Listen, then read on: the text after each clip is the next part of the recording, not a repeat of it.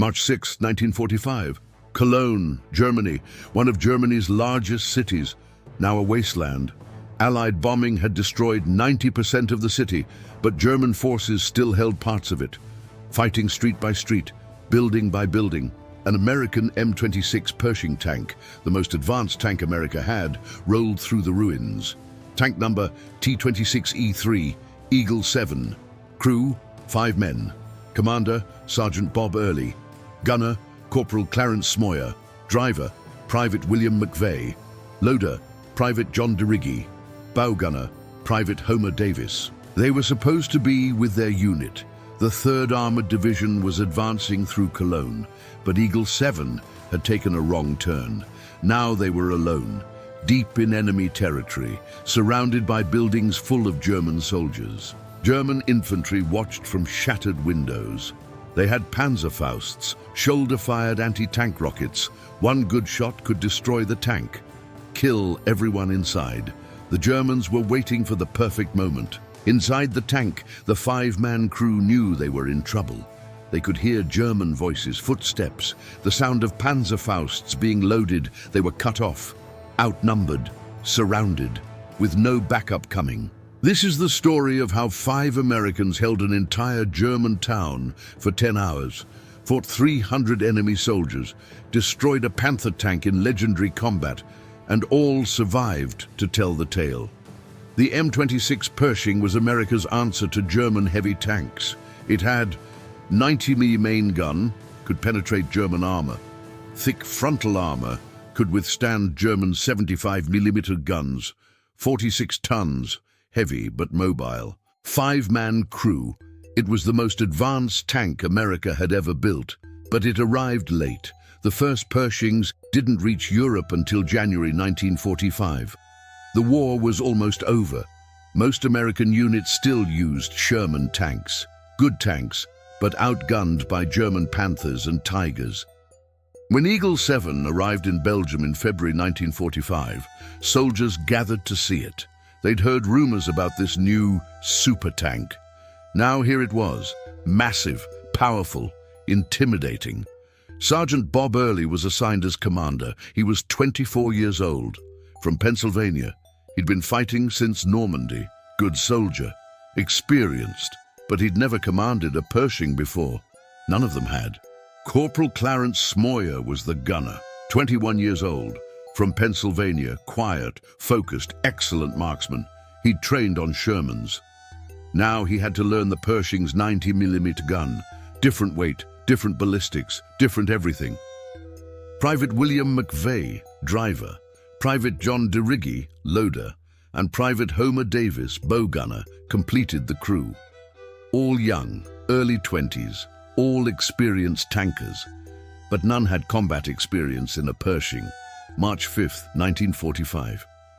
The 3rd Armored Division received orders, advance into Cologne, clear the city.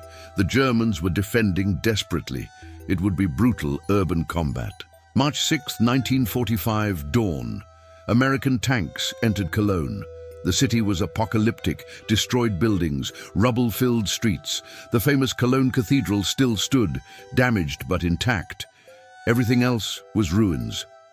Eagle 7 advanced with several other tanks initially, but urban combat is chaotic. Streets twist, rubble blocks routes. Radio communication is difficult with all the destroyed buildings. Somewhere in the maze of ruins, Eagle 7 got separated from the other tanks. Sergeant Earley looked around. No other American tanks visible, just ruins, silence. Then he heard it. German voices, close, too close. German soldiers occupied the buildings on both sides of the street. They had Panzerfausts. These were deadly at close range, a shaped charge that could penetrate tank armor. One hit could kill the crew. The first Panzerfaust fired. The rocket screamed toward Eagle 7. Smoyer saw it coming, couldn't do anything. The rocket hit the tank's frontal armor. The Pershing's thick armor held. The shaped charge penetrated slightly, but didn't breach completely. Inside the tank, the crew felt the impact, like being hit by a sledgehammer. But they were alive. Earley yelled, "Everyone okay?" Shouts of confirmation. They were okay. The armor had worked. But more Panzerfausts were coming. Homer Davis, the bow gunner, opened fire with his .30 caliber machine gun. Tracers streaked into building windows, suppressing German infantry, buying time. The Germans ducked back, but they'd reload. Fire again. The tank was trapped. Couldn't advance. Too much rubble. Couldn't retreat. Street was blocked behind them. Had to fight here. Smoyer traversed the turret, aimed the 90mm gun at a building where Germans were firing from. Earley gave the order, high explosive, building, 3 o'clock, fire. The 90mm gun fired. The high explosive shell hit the building at ground level. The explosion was massive. The entire building facade collapsed. Germans inside were killed instantly or buried in rubble. But Germans in other buildings kept firing. Panzerfausts, rifles, machine guns.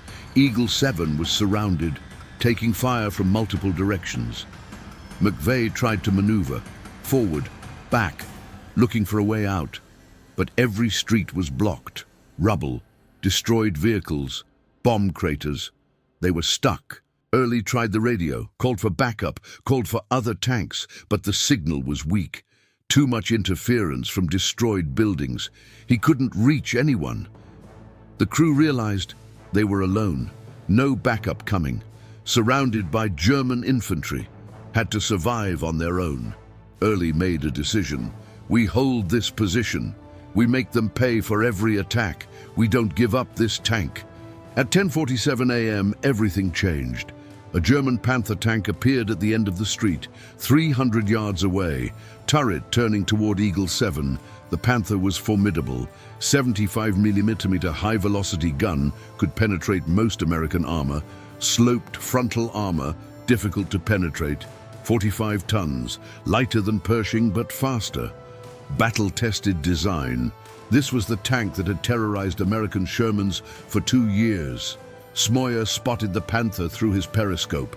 Panther, dead ahead, 300 yards. The crew knew what this meant. Tank versus tank combat. At close range, in an urban environment.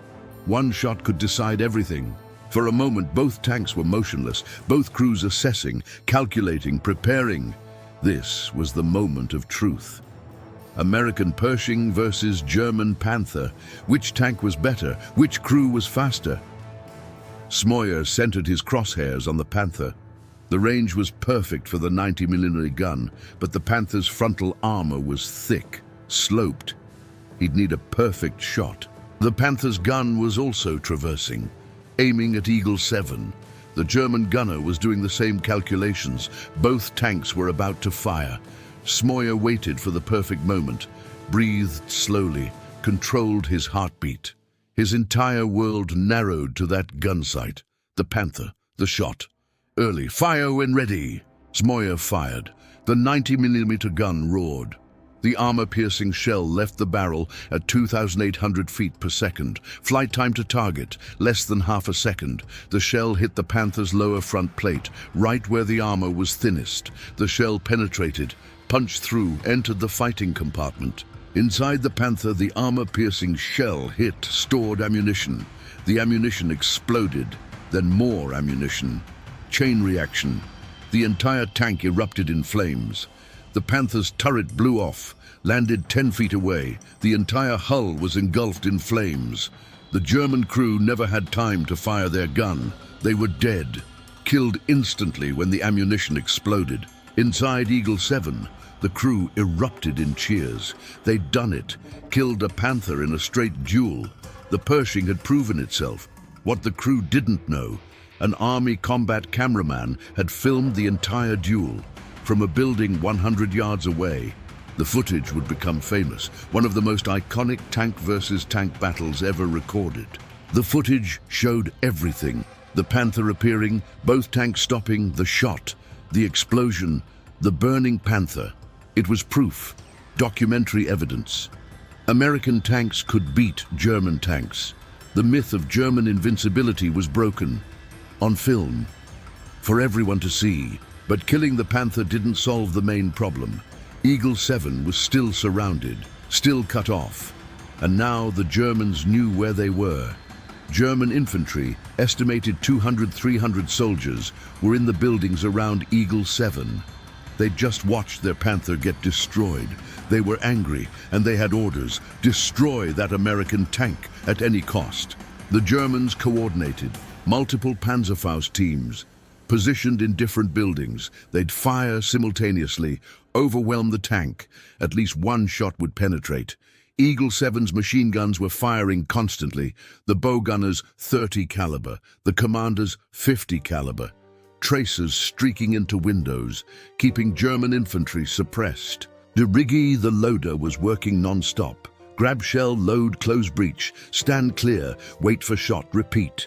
He loaded over 40 shells that day. His arms were exhausted, but he didn't stop. McVey tried to reposition, move the tank to better cover, but every movement was dangerous. Expose the thinner side armor, risk throwing a track on rubble, get stuck completely. Earley kept the crew focused, called targets, directed fire, made tactical decisions. He knew if he lost control, if the crew panicked, they'd die. A German soldier crept along a building wall, Panzerfaust ready. Getting closer, 50 yards, 40 yards. Close enough for a side shot, the tank's vulnerable side. Homer Davis spotted him, swung the bow machine gun. The German saw the gun turning toward him, tried to fire first. Too late. Davis fired. 30 caliber rounds hit the German soldier. He fell. The Panzerfaust clattered to the ground, didn't fire. One threat eliminated, but there were hundreds more Germans. And it had only been 3 hours, 7 more hours to go. By early afternoon, Eagle 7 had moved slightly, repositioned near the Cologne Cathedral, the famous Gothic cathedral, one of Germany's most iconic buildings, damaged but still standing, a symbol of German resilience. Germans were using the cathedral as a fighting position, snipers in the towers, machine gun teams. They had excellent visibility from the height, could see the entire area. Earley had a problem. He could destroy the sniper positions with high explosive shells, but that meant shooting the cathedral, an irreplaceable historical building. In American hands, destroying it would be terrible propaganda. But German snipers were shooting at the tank. Bullets pinged off the armor, couldn't penetrate. But if the crew exposed themselves, opened hatches, tried to exit, the snipers would kill them. The crew decided, fire near the cathedral, scare the Germans, show that they could destroy it if necessary, but avoid hitting the actual structure. Smoyer fired. The shell hit the ground next to the cathedral. Explosion, debris. But the cathedral structure was intact. A warning shot. The German snipers understood. They retreated from the towers. The tank could destroy their positions any time. Staying meant death. They abandoned the cathedral as a fighting position. The cathedral survived, and Eagle 7 had cleared a sniper position without destroying a historical landmark. Later, this would be seen as a moment of restraint. Americans showing they weren't barbarians. They fought with precision, with care, even in desperate combat. By late afternoon, 6 hours into the fight, ammunition was becoming critical. They'd fired over 40 main gun rounds, thousands of machine gun rounds. Supplies were running low. DeRiggi counted the remaining 90mm shells. 12 left, 12 shots. Then the main gun was useless. They'd be defenseless against armored targets. Davis was rationing machine gun ammunition. Short bursts, aimed shots, no suppressive fire anymore, couldn't afford to waste bullets. The crew discussed options. They could, 1, try to fight their way out, probably get destroyed. 2, abandon the tank and try to escape on foot, probably get captured or killed. 3, hold position and hope backup arrives, might run out of ammunition first. Earley decided, hold position. They'd come this far.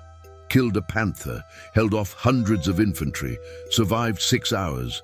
They weren't giving up now. The Germans were preparing another assault, final assault, overwhelming numbers.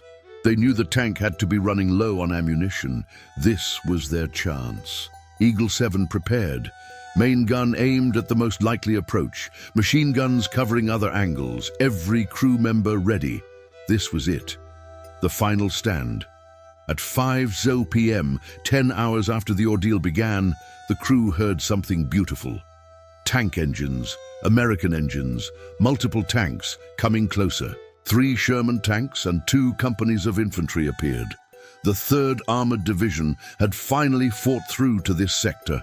They'd heard radio reports about an isolated Pershing, came to help.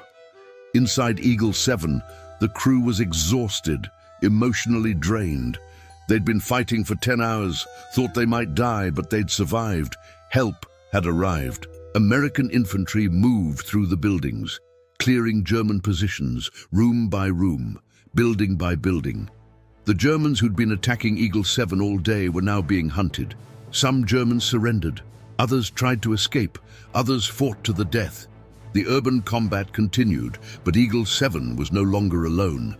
Army mechanics examined Eagle 7. The tank had taken 7 Panzerfaust hits, all deflected or partially penetrated but didn't breach. Over 200 bullet impacts, none penetrated.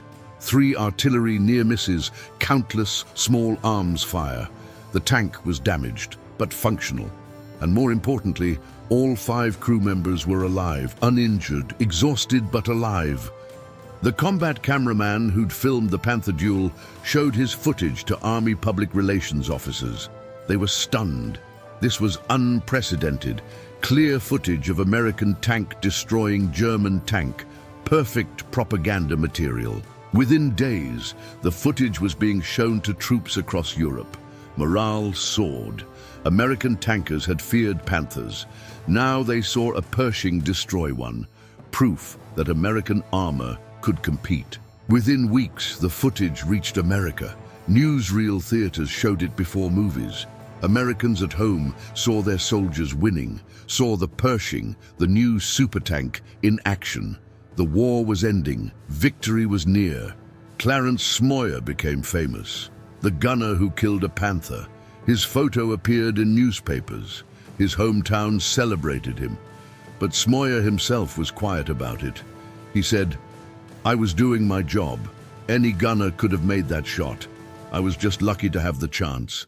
After Cologne, the 5-man crew of Eagle 7 stayed together.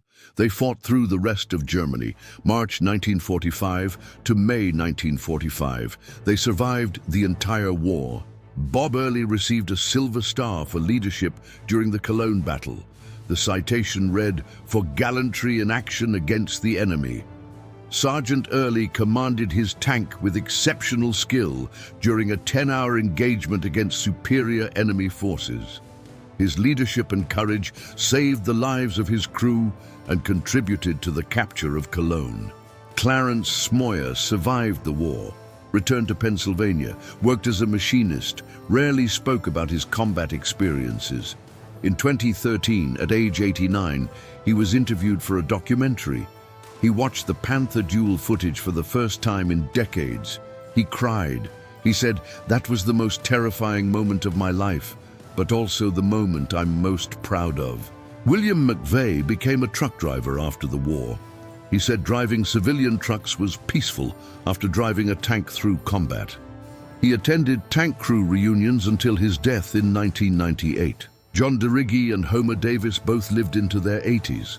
They stayed in touch with other crew members, attended military reunions. Neither ever forgot March 6, 1945, the day they fought for 10 hours, survived, won.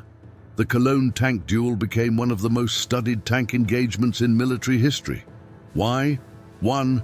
Clear documentation, film footage. 2. Pershing versus Panther, 2 top-tier tanks. 3. Close range, 300 yards. 4. First shot kill, perfect gunnery. 5. Urban environment, unusual for tank versus tank combat. Military academies worldwide use the footage to teach tank gunnery, urban combat tactics, crew coordination, target identification, decision-making under pressure. The actual Eagle 7 tank didn't survive.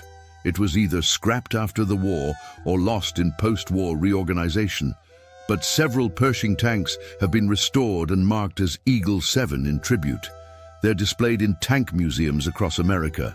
The Cologne Cathedral stands today, fully restored, visited by millions of tourists annually. A small memorial plaque mentions the fighting around the cathedral in March 1945. It thanks American forces for showing restraint, for not destroying the cathedral when they could have.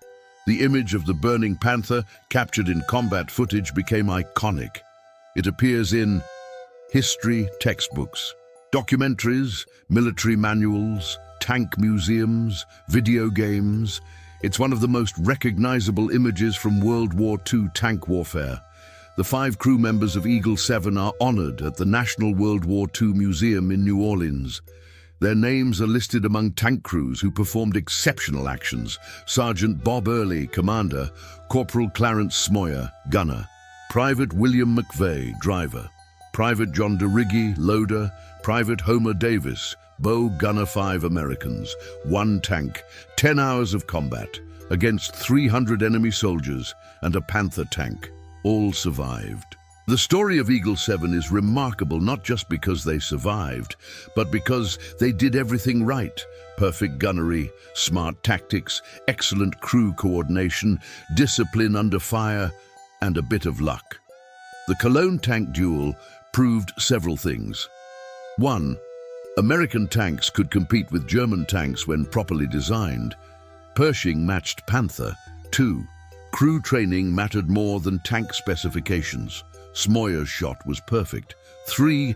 Urban combat required different tactics than open-field tank battles. 4.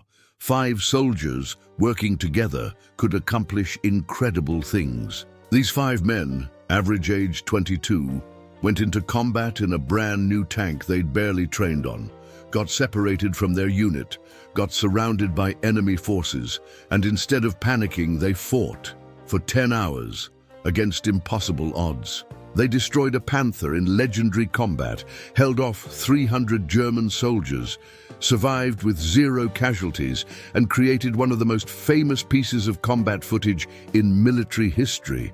That's not just survival, that's excellence, that's courage, that's what makes heroes. Eagle 7, 5 Americans, 1 tank, 10 hours that made history.